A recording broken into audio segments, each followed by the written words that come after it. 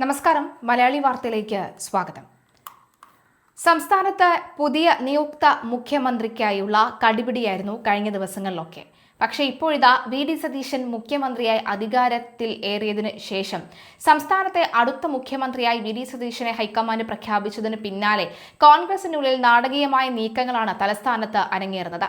അതായത് ഇപ്പോഴും ചരിത്രം പരിശോധിച്ചാൽ പോലും മിക്ക മുഖ്യമന്ത്രിമാർക്കും, പ്രത്യേകിച്ചും കോൺഗ്രസ് മുഖ്യമന്ത്രിമാരുടെ ശത്രുക്കൾ എന്ന് പറയുന്നത് കോൺഗ്രസിനകത്ത് ഉള്ളവർ തന്നെയാണ്. അതിപ്പോൾ എ.കെ. ആന്റണി ആയിക്കോട്ടെ, വി.ഡി. സതീശൻ ആയിക്കോട്ടെ, ഇനിയിപ്പോൾ വി.ഡി. സതീശന് മുൻപുള്ള ഉമ്മൻചാണ്ടി സാറിനെ അദ്ദേഹത്തിനെ കുറിച്ച് ആയിക്കോട്ടെ, അതുപോലെ തന്നെ കെ. കരുണാകരൻ ആയിക്കോട്ടെ. കെ. കരുണാകരനൊക്കെ തന്നെ എപ്പോഴെല്ലാം കോൺഗ്രസിൽ നിന്നും ഒരു അടി വരുന്നോ അപ്പോഴെല്ലാം AICCയെ മുന്നിൽ നിർത്തി കളിച്ചിട്ടുള്ള ആളാണ് കെ. കരുണാകരൻ എന്ന് പറയുന്നത്. ആ ഒരു പ്രശ്നം ഉണ്ടാകാനുള്ള പ്രധാന കാരണം മറ്റുള്ളവർക്ക് ഇപ്പോൾ നമ്മുടെ ഉമ്മൻചാണ്ടിക്ക് ആയിക്കോട്ടെ, അതുപോലെ തന്നെ നേരത്തെ സൂചിപ്പിച്ച പോലെ തന്നെ എ.കെ. ആന്റണിക്കൊക്കെ തന്നെ കോൺഗ്രസിനകം തന്നെയാണ് ശത്രുക്കൾ കൊണ്ട് നിറഞ്ഞിരുന്നത്.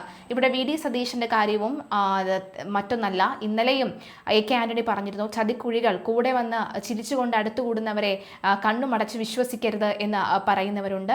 അങ്ങനെ നിരവധി ചതിക്കുഴികൾ കോൺഗ്രസിനകത്ത് തന്നെ വി.ഡി. സതീശൻ നേരിടേണ്ടി വരും.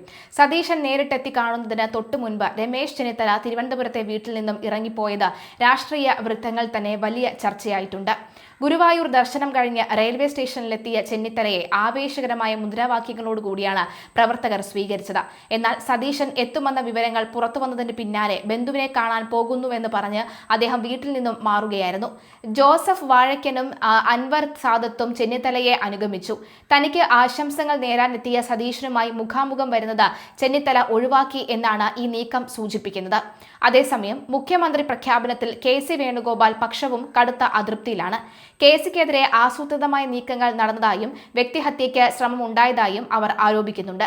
സതീശനാണ് മുഖ്യമന്ത്രിയാകുന്നത് എങ്കിൽ പ്രഖ്യാപനം ഇത്രയധികം നീട്ടിക്കൊണ്ടു പോകേണ്ടതില്ലായിരുന്നുവെന്നും അവസാന നിമിഷമാണ് തീരുമാനം അറിയിച്ചതെന്നും കെ.സി. ക്യാമ്പ് കുറ്റപ്പെടുത്തുന്നു. ഇക്കാര്യങ്ങൾ ഹൈക്കമാൻഡിന്റെ ശ്രദ്ധയിൽപ്പെടുത്താനാണ് അവരുടെ തീരുമാനം. നിലവിലെ സാഹചര്യത്തിൽ സതീശനെ പിന്തുണയ്ക്കുന്നവരും ചെന്നിത്തലയെ അനുകൂലിക്കുന്നവരും തമ്മിലുള്ള ചർച്ചകൾ പുരോഗമിക്കുന്നുണ്ട്. തിരുവഞ്ചൂർ രാധാകൃഷ്ണൻ, M.K. രാഘവൻ തുടങ്ങിയ മുതിർന്ന നേതാക്കളും സനീഷ് കുമാർ, ജോസഫ് ടി സിദ്ദിഖ്, റോജി M. ജോൺ തുടങ്ങിയ യുവ MLA-മാരും സതീശനെ കണ്ട് പിന്തുണ അറിയിച്ചിരുന്നു. പുതിയ മന്ത്രിസഭയിൽ താൻ ഉണ്ടാകുമോ എന്ന ചോദ്യങ്ങളിൽ നിന്ന് രമേശ് ചെന്നിത്തല ഇപ്പോഴും ഒഴിഞ്ഞുമാറുകയാണ്. ഹൈക്കമാൻഡ് തീരുമാനത്തെ സ്വാഗതം ചെയ്യുന്നതായും സതീശന് തന്റെ എല്ലാ പിന്തുണയും ഉണ്ടാകുമെന്നും രാവിലെ വ്യക്തമാക്കിയെങ്കിലും തന്റെ ഭാവി നിലപാടുകളെക്കുറിച്ച് അദ്ദേഹം മൗനം തുടരുന്നു. മന്ത്രിസഭാ അംഗങ്ങളെ നിശ്ചയിക്കേണ്ടത് മുഖ്യമന്ത്രിയാണ് എന്ന നിലപാടാണ് അദ്ദേഹം സ്വീകരിച്ചത്. എല്ലാ മലയാള മാസം 1-ാം തീയതിയും നടത്താറുള്ള പതിവ് ദർശനമാണ് ഗുരുവായൂരിൽ നടത്തിയതെന്നും രാഷ്ട്രീയപരമായ മറ്റ് വ്യാഖ്യാനങ്ങൾ നൽകേണ്ടതില്ലെന്നും അദ്ദേഹം മാധ്യമങ്ങളോട് പറഞ്ഞു. എന്നാൽ സതീശൻ വീട്ടിലെത്തുന്നതിന് തൊട്ടു മുൻപ് അദ്ദേഹം സ്ഥലം വിട്ടത് പാർട്ടിയിലെ ഗ്രൂപ്പ് സമവാക്യങ്ങളിൽ ഇനിയും പരിഹരിക്കപ്പെടാത്ത പ്രശ്നങ്ങൾ നിലനിൽക്കുന്നുവെന്നതിന്റെ വ്യക്തമായ സൂചന തന്നെയാണ്.